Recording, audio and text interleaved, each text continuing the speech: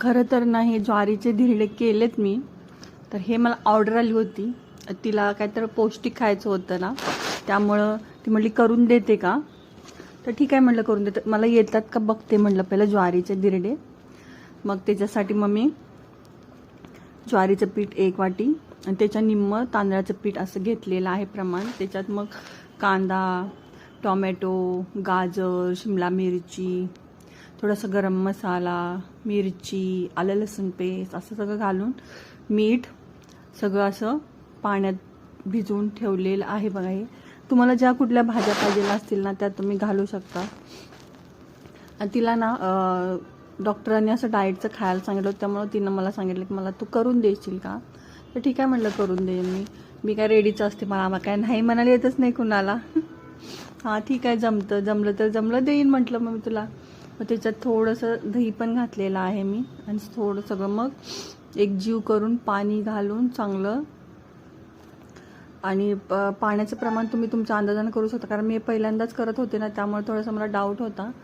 त्यामुळे थोडंसं पाणी कमीच घातलेलं होतं, थोडं घट्ट केलेलं होतं.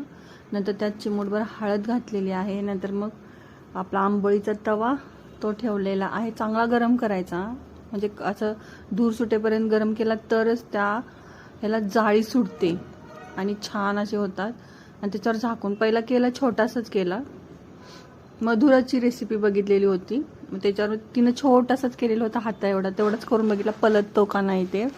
नंतर मग जसं येईल तसं मग मोठा मोठा मोठा करून द्यायला तयार.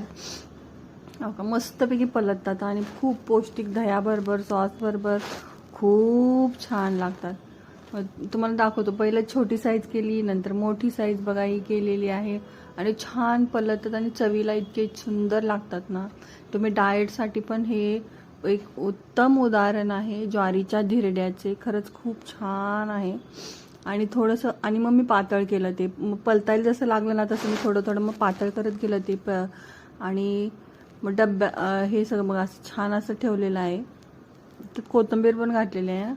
आणि पातळ जसं करलं तर क्रिस्पी होतं आणि थोडा वेळ लागतो, ह्याला शिजायला वेळ लागतं. एक 10 करायला तर मला 1 तास लागतात. खरं सांगायचं म्हणजे 10 करायला 1 तासभर जातो. खरंच छान होतं बघा. सगळं फिनिश झालेलं आहे. आणि 10 पण नाही झाले, त्यावेळेला 7च झाले. तिनं 10 मागितलेली होती. तर छानपैकी असे झालं आणि डब्यात पण भरून ठेवलेलं आहे. पहिल्यांदाच केलेलं आहे ते. पहिल्यांदा केलेलं ते वरती ठेवलं, छोटंसं होतं. त्यानंतर मग दुसऱ्या वेळेला पण तिनं मागितलं तर ते मोठेचे मोठे असे आंबोळीसारखे करून दिलेले होते. मस्त छान रेसिपी आहे, नक्की करून बघा.